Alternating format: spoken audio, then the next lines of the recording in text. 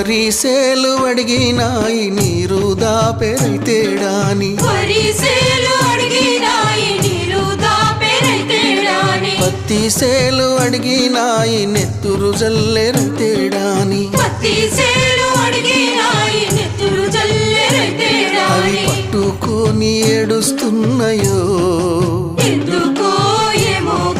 తుల్లి తుల్లి ఏడుస్తున్నాయో